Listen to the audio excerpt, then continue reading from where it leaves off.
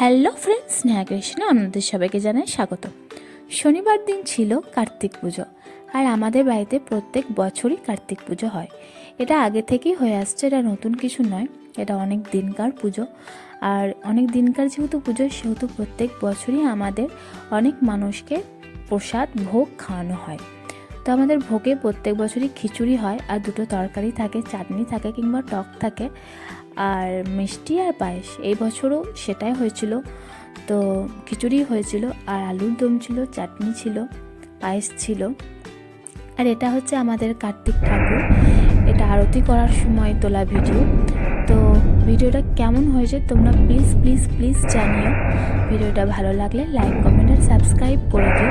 তোমরা তো সাবস্ক্রাইব করো না, কিন্তু তাও বললাম, যদি মনে হয় তো সাবস্ক্রাইব করে দিও প্লিজ। Bye bye.